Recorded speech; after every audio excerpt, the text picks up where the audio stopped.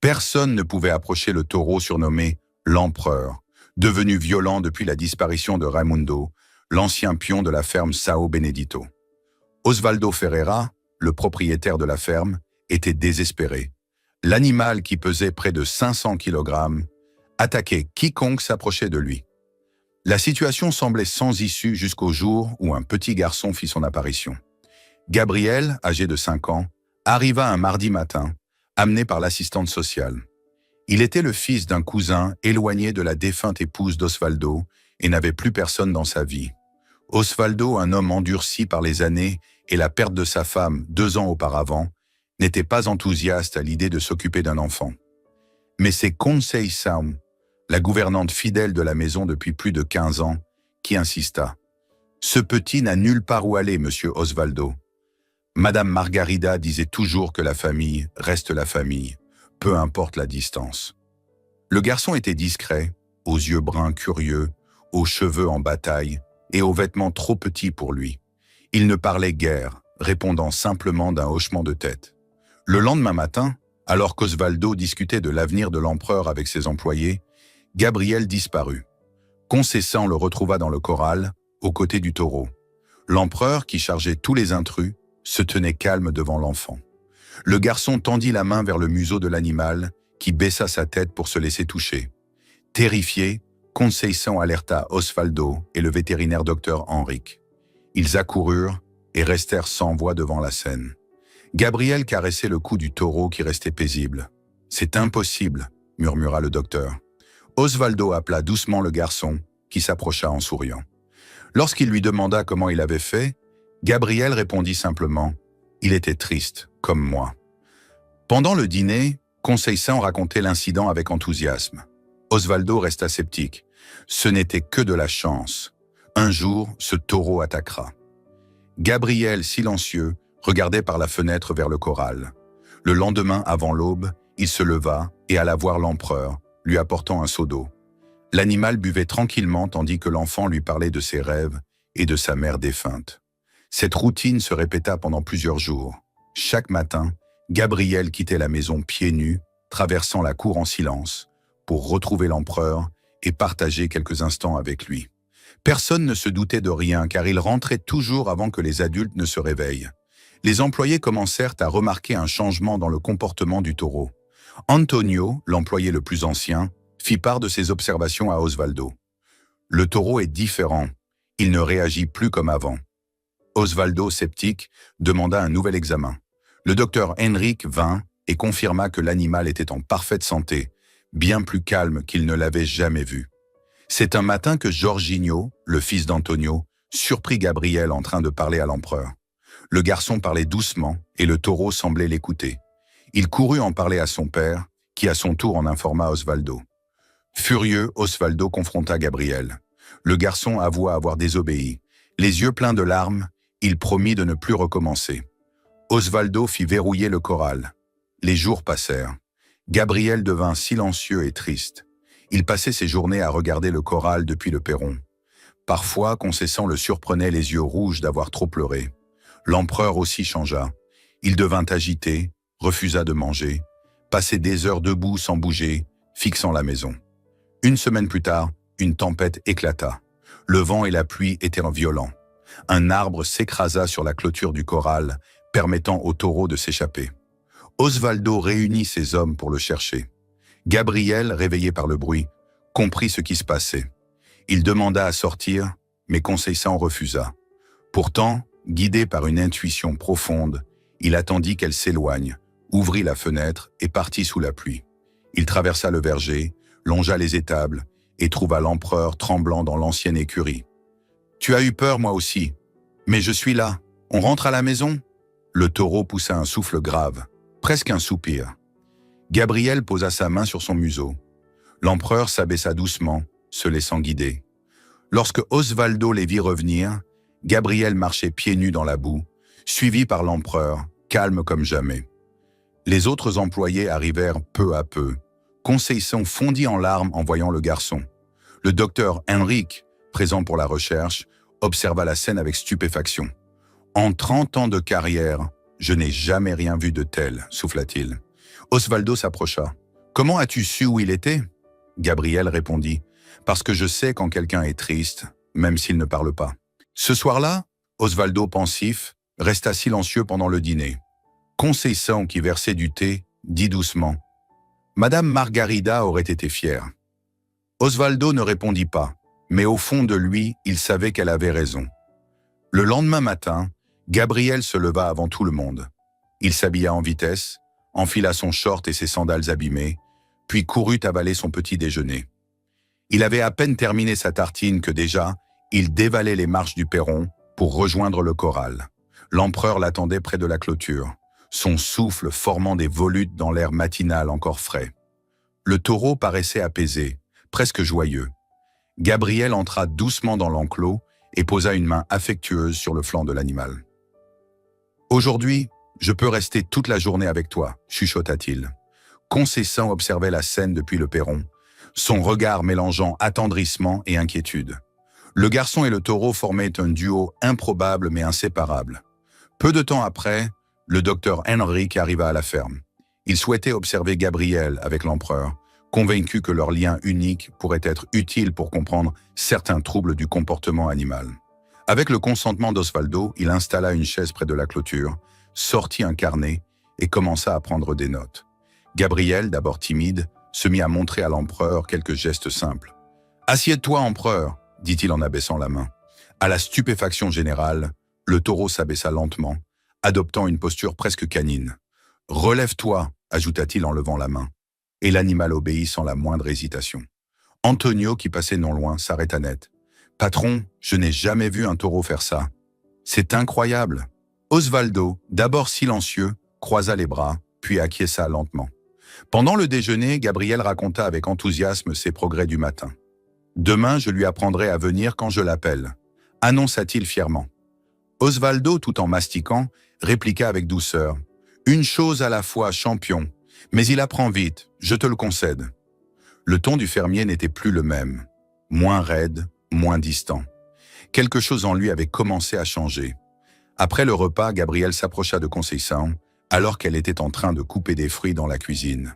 « Est-ce que je peux te poser une question ?» demanda-t-il. « Bien sûr, mon ange. Comment était tante Margarida ?» Osvaldo arrêta de mâcher en entendant ce nom. C'était la première fois que Gabriel posait cette question.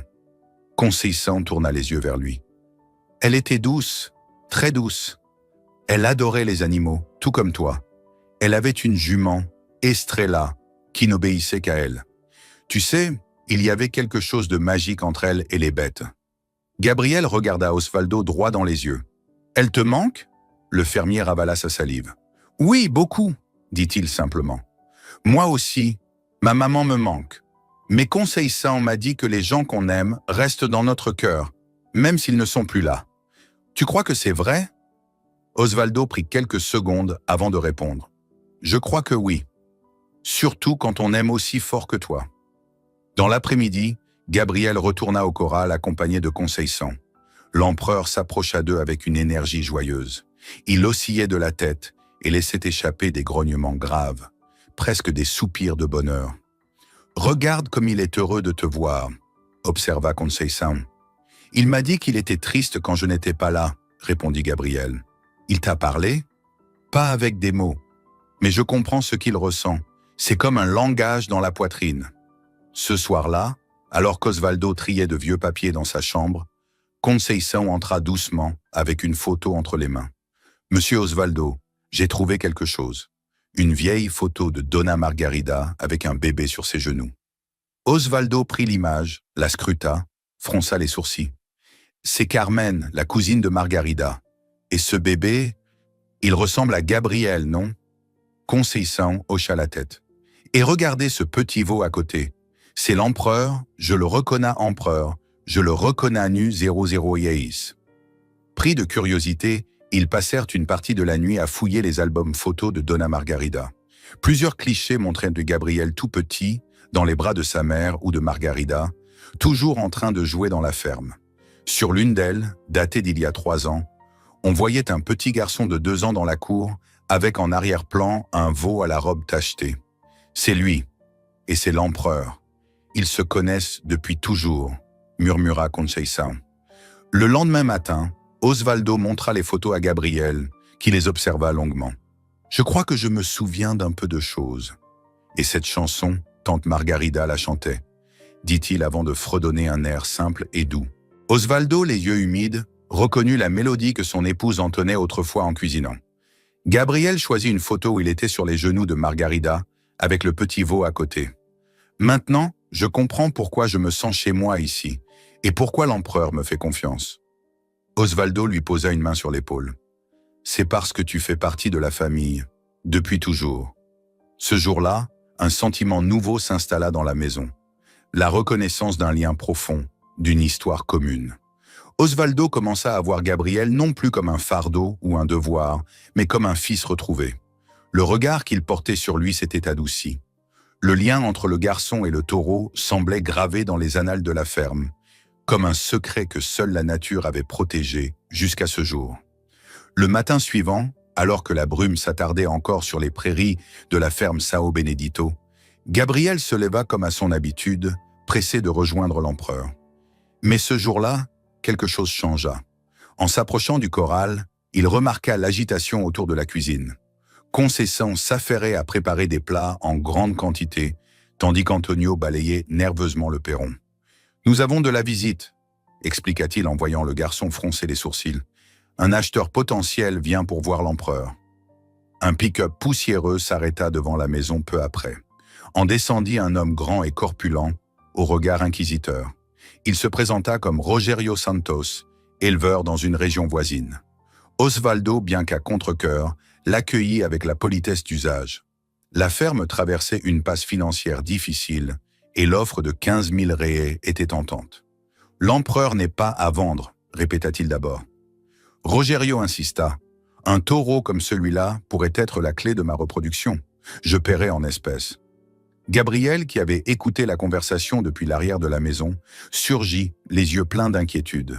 « Vous allez vendre l'empereur !» Osvaldo tenta de le rassurer. « Ce n'est qu'une discussion, Gabriel. » Rogerio, amusé, se pencha vers le garçon. « C'est donc toi, le fameux ami du taureau? Tu crois qu'un animal comme ça peut être un ami? C'est une bête, rien de plus. » Gabriel, blessé par ces mots, se contenta de serrer les poings. Osvaldo renvoya Rogerio en promettant de lui donner une réponse le lendemain. Ce soir-là, il marcha longuement sur la propriété, pesant le pour et le contre. Vendre l'empereur résoudrait les dettes, mais à quel prix? Gabriel le retrouva près du corral. « Monsieur Osvaldo, vous allez vraiment le vendre ?» demanda-t-il d'une voix fébrile. « Je ne sais pas encore. Il faut penser à la ferme, Gabriel. » Le garçon regarda le taureau qui broutait paisiblement. « Et s'il devenait triste, comme quand Raimundo est parti, il pourrait tomber malade. » Osvaldo ne sut que répondre. « Je vais en parler à Conceição », finit-il par dire. Dans la soirée, dans la cuisine éclairée par la lampe à pétrole, il exposa ses doutes à la vieille gouvernante. « 15 000 réais, Conceição, c'est beaucoup d'argent. » Elle se tourna vers lui, les bras croisés. « Et le cœur de Gabriel, ça vaut combien? Et la confiance de ce taureau, vous pensez que ça s'achète ?» Osvaldo soupira. « Tu crois que je suis trop sentimental? »« Non, je crois que tu es humain, » répondit-elle. Le lendemain, Gabriel se leva avant l'aube. Il rejoignit l'empereur au lever du soleil et l'entoura de ses bras. « Je ne sais pas si tu vas rester ici, mais je voulais que tu saches que je ne t'oublierai jamais, » murmura-t-il. Le taureau baissa la tête et frotta son front contre celui du garçon. Quand Rogerio revint, Osvaldo l'attendait sur le perron. « J'ai réfléchi, dit-il. L'empereur n'est pas à vendre. » Rogerio, stupéfait, insista. « Vous allez le regretter. C'est un vieil animal. Il ne vaut rien. Peut-être. Mais il vaut tout pour nous. Il fait partie de notre famille, » répondit Osvaldo. Gabriel, qui observait la scène depuis l'ombre d'un arbre, accourut. « Il va rester? »« Vraiment? »« Il va rester » confirma Osvaldo.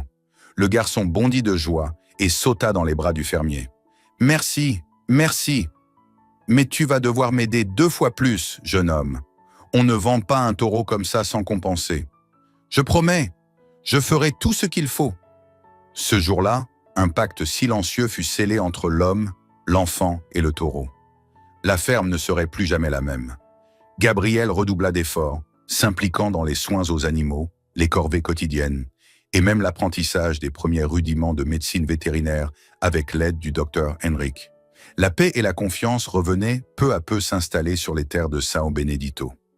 Gabriel avait pris l'habitude de passer chaque matin avec l'empereur, mais depuis la décision d'Osvaldo de garder le taureau, leur lien s'était intensifié. Le garçon arrivait dès l'aube, s'installait dans la paille près de l'animal, et lui racontait ses rêves ou lui lisait les leçons que Conceição lui faisait réciter. Le taureau semblait tout comprendre. Lorsqu'il s'endormait, c'était souvent le museau posé sur les genoux du garçon. Parfois, Gabriel restait immobile pendant de longues minutes, juste pour ressentir la chaleur paisible de la présence de l'animal. Il disait que c'était comme s'ils respiraient ensemble. Dr Henrik, intrigué par ce lien toujours plus profond, proposa d'introduire quelques exercices de stimulation cognitive. Il prépara des jeux simples, des objets cachés, des couleurs, des sons. Gabriel jouait le rôle de médiateur. Empereur cherche le sceau bleu, et l'animal s'exécutait, lentement mais précisément. D'autres fois, on demandait à l'empereur de pousser une balle vers un repère. Le taureau comprenait et exécutait avec une douceur surprenante. Les visiteurs se faisaient plus nombreux, certains sceptiques, d'autres émerveillés. On parlait du taureau qui comprenait les hommes. Gabriel restait humble. Je ne fais que l'écouter, et il m'écoute aussi. Osvaldo observait les scènes en silence. Sa fierté était discrète, mais palpable. Il avait commencé à initier Gabriel à la gestion de la ferme.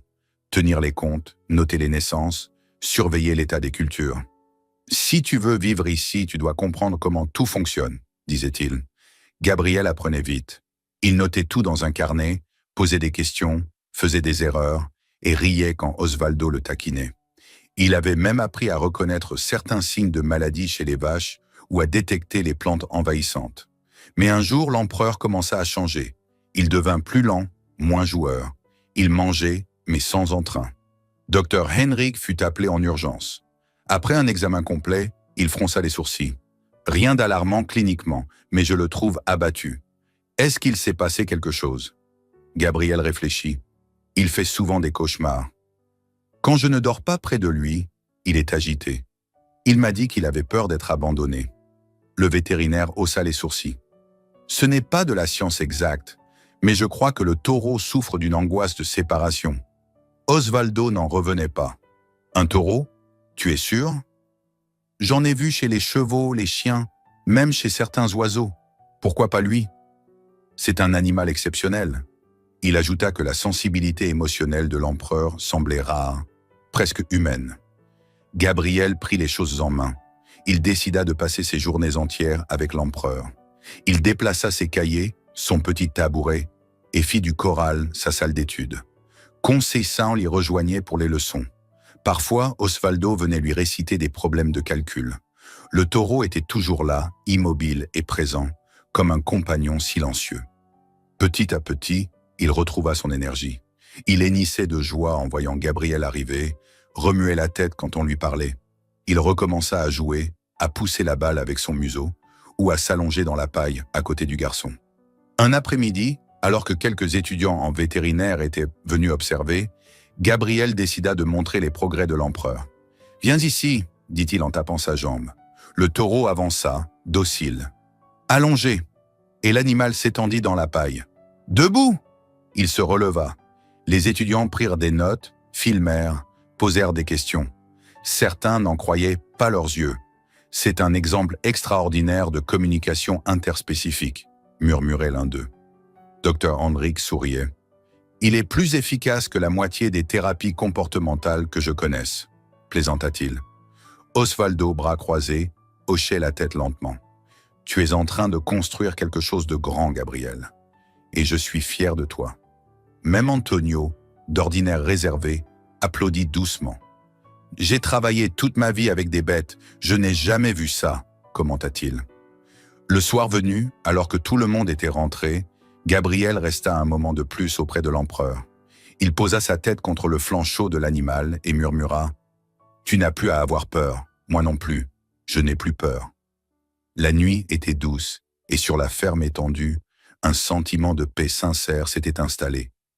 Ils étaient ensemble et ils étaient enfin chez eux. Le vent faisait bruisser doucement les feuilles des arbres, et une chouette ululait au loin. L'empereur ferma les yeux. Gabriel aussi. Ensemble, ils rêvaient, respirant au même rythme, liés par quelque chose de plus fort que les mots. Les semaines passèrent, marquées par une harmonie douce et constante. La ferme San Benedito respirait une paix rare. Les animaux étaient calmes, les récoltes prometteuses et les visiteurs de plus en plus nombreux. Gabriel, du haut de ses 5 ans, était devenu l'âme vibrante de cet endroit. Il aidait Osvaldo dans toutes les tâches, enseignait aux enfants des voisins comment approcher les animaux avec respect, et consacrait encore chaque soir un moment silencieux avec l'empereur. Le garçon avait développé une véritable routine. Le matin, il étudiait avec Conceição. L'après-midi, il nourrissait les poules, guidait les veaux vers les abreuvoirs et observait attentivement les gestes d'Osvaldo pendant les soins. Les soirs, il les passait au corral, à discuter avec le taureau, comme deux vieux amis échangeant sur la journée. Un matin, alors que Gabriel se rendait au corral, il trouva l'empereur qui l'attendait, les yeux fixés sur l'horizon. Il s'approche, pose sa main sur son flanc. « Bonjour mon ami, tu as bien dormi ?» Le taureau tourna doucement la tête et fit un geste qu'il n'avait jamais fait auparavant. Il incline lentement la tête, comme une révérence solennelle, un merci silencieux. Gabriel resta figé, le regard brillant. « Merci à toi aussi, pour tout. » Les jours suivants, la réputation de Gabriel atteignit les journaux locaux. On parle du petit dompteur au grand cœur, d'un garçon qui parlait aux animaux. Osvaldo reçut des lettres d'autres fermiers, des demandes de visite, même une proposition d'émission télévisée. Il refusa tout. « Ce n'est pas un cirque ici, c'est notre maison », déclara-t-il. Dr Henrik proposa alors de mettre en place des journées d'observation pour les étudiants en comportement animal. Gabriel accepta à condition que cela n'effraie ni l'empereur ni les autres bêtes. Les journées furent organisées avec soin, dans le respect du rythme des animaux. Gabriel, patiemment, expliquait aux étudiants comment il sentait les émotions des animaux. Il ne parle pas avec la bouche, mais avec les yeux, le souffle, le silence. Il faut savoir écouter avec le cœur. Conceição observait tout cela avec un bonheur paisible. « Madame Margarida serait si fière », murmura-t-elle un soir à Osvaldo. Ce dernier ne dit rien, mais son regard trahissait l'accord profond. Dans sa poche, il gardait toujours une des photos retrouvées, celle où Margarida tenait Gabriel, bébé, à côté du petit veau qui deviendrait un jour l'empereur. Un après-midi d'automne, alors que le vent faisait danser les feuilles sèches, Osvaldo emmena Gabriel s'asseoir près du puits. Ils restèrent longtemps silencieux, puis le fermier prit la parole. « Tu sais, je croyais que ma vie était finie quand j'ai perdu ta tante Margarida. Puis tu es arrivé, et tu m'as ramené quelque chose que je croyais perdu. » Gabriel leva les yeux vers lui. « Quoi donc ? L'espoir et la famille. Tu es mon fils, Gabriel. Pas de sang, mais de cœur. Et c'est ce qui compte. » Le garçon n'ajouta rien.